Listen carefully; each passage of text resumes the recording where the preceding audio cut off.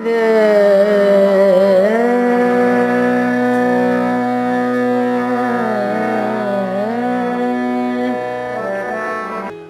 নাম ভাস্বতী মিত্র, ডাকনাম রুমা। দুটি নামই কিন্তু সমানভাবে জনপ্রিয় হয়ে উঠেছে ভারতীয় সঙ্গীত জগতে।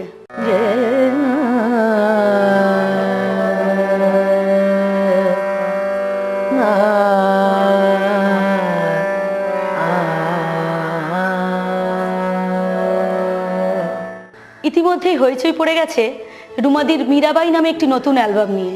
বিশেষজ্ঞরা মন্তব্য করেছেন, মীরাবাইয়ের গান যেন রুমাদির জন্যই তৈরি হয়েছিল।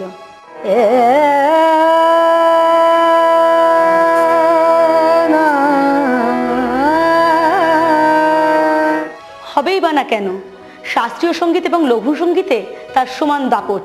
নিরঞ্জন নিরাকার।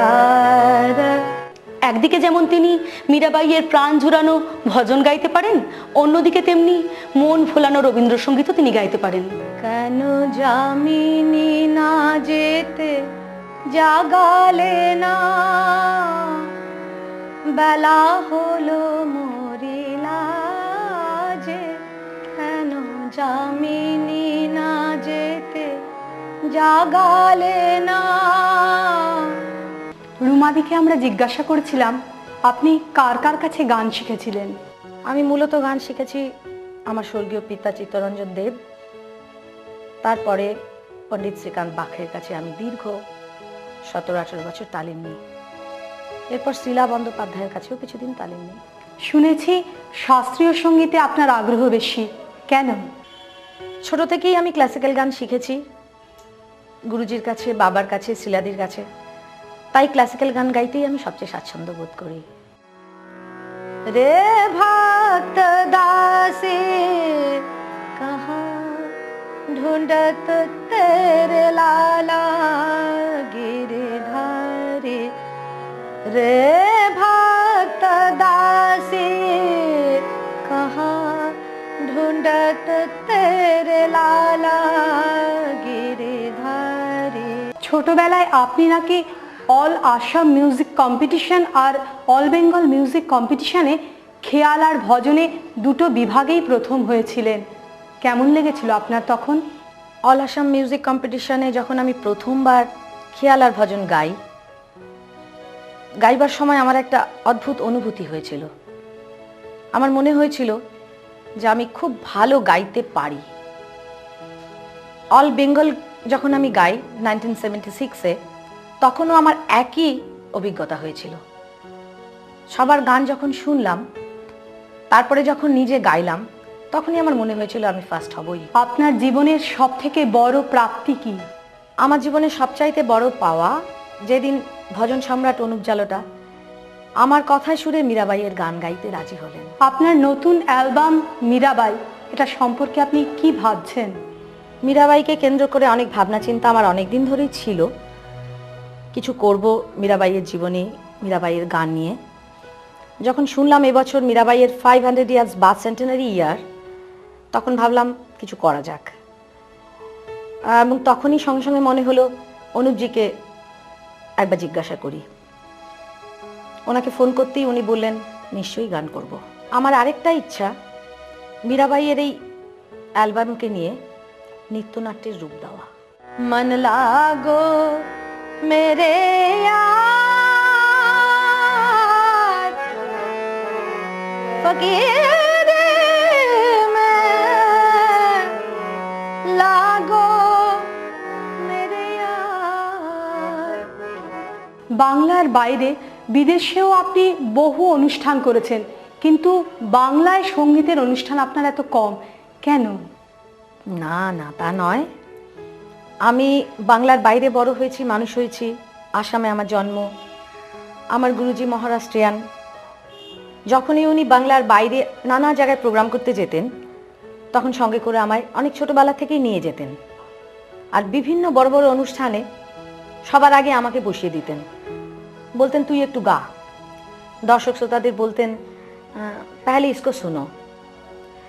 তাই আমার 10 মিনিট 15 মিনিট ওনার আগে গাওয়া হতো। এই করতে করতেই আমার বাংলার বাইরে পরিচিতিটা বাড়ে। कौन कहता मोहब्बत की जुबान होती है, कौन कहता है मोहब्बत की जुबान होती है।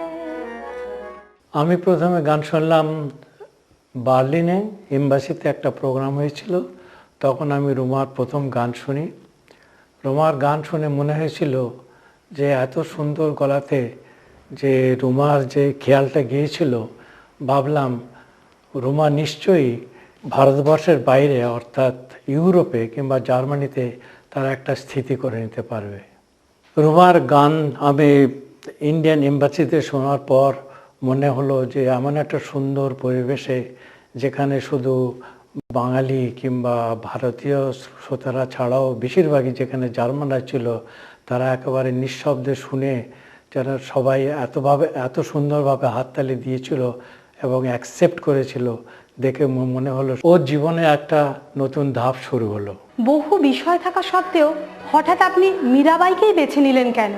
আমার মনে হয় মীরাবাইয়ের গানে বাঁচার রসদ খুঁজে পাওয়া যায়। মীরাবাইয়ের জীবনী, মীরাবাইয়ের গান আমাকে ভীষণ প্রেরণা দেয়। মীরার কৃষ্ণ প্রেম এসব নিয়ে আমার ভাবতে খুব ভালো লাগে। এতদিন ধরে আমরা সবাই নানা ধরনের মীরার গান গেয়ে এসেছি, কিন্তু মীরাকে নিয়ে তেমন ভাবনা চিন্তা আমরা কেউই করিনি। মীরার গান, মীরার জীবন নিয়ে যে ভাবনা চিন্তাটা আমাদের করা উচিত ছিল, সেটা আমরা কেউ করিনি। তার গানের কথা, তার গান গাওয়া, এসব নিয়ে আমাদের অনেক ভাবনা চিন্তা করা উচিত ছিল। আমি যখন দেখলাম সেসব কিছুই হয়ে ওঠেনি, তখন ভাবলাম আমি একটা কিছু করি যা আগামী দিনে একটা সম্পদ হয়ে থাকবে। রুমাদি, আপনার সঙ্গীতের নিজস্ব কোনো বিশেষ বৈশিষ্ট্য আছে কি? শান্ত ধীরভাবে সাবলীল ভঙ্গিতে গান গাওয়াই আমার বিশেষত্ব। মন লাগো, মন লাগো, মন লাগো, মন লাগো। জীবনে কাকে বেশি ফাঁকি দিয়েছেন? আমি নিজেকেই সবচাইতে বেশি ফাঁকি দিয়েছি।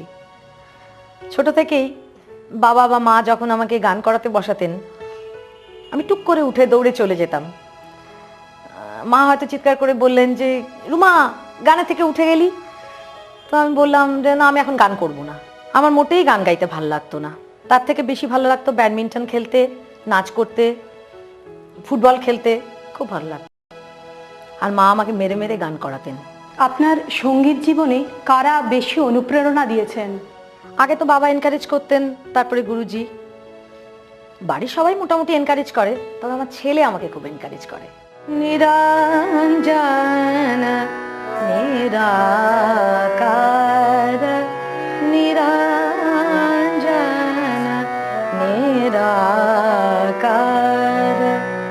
ওর ভয়েসের যে ব্যাপ্তি এবং তার যে সাবলীলতা, এটা আমার খুব ভীষণভাবে আমাকে স্পর্শ করে, যথেষ্ট ভালো লাগে এবং ওনার সঙ্গে বাজিয়েও আমি খুব আনন্দ পাই। আমি চাই যে ওনার এবং সঙ্গীত জীবন আরও এগিয়ে যাক এবং উনি যে পরিকল্পনাগুলো করেছেন ওনার অ্যালবাম নিয়ে, এবং সেগুলো আরও সাফল্যমণ্ডিত হোক, এটা আমার ঈশ্বরের কাছে আমি প্রার্থনা করি। ভবিষ্যতে মীরাবাই ছাড়া অন্য কোনো বিষয় আর ভাবনা আছে আপনার? কিছু ভাবনা চিন্তা তো করেছি, সে কাজও চলছে, তবে সেটা এখন বলবো না, থাক না সেটা সারপ্রাইজ হয়ে। শুনেছি ভজন এবং রবীন্দ্রসঙ্গীত দুটোই আপনি সাবলীলভাবে গাইতে পারেন, আমাদের যদি একটু শোনান। কেন যামিনী না যেতে জাগালে না, বেলা হলো মরিলা যে। কেন যামিনী না যেতে জাগালে না,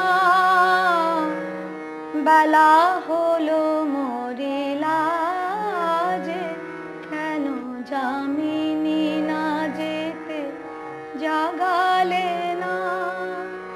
দেখলেন তো, মীরাবাইয়ের ভজন গেয়ে যেমন মন জড়িয়ে দিয়েছেন, তেমনি রবীন্দ্রসঙ্গীত গেয়ে মানুষের প্রাণ ভরিয়ে দিয়েছেন আমাদের রুমা। পথের মাঝে কেন যামিনী না যেতে জাগালে না। বেলা হলো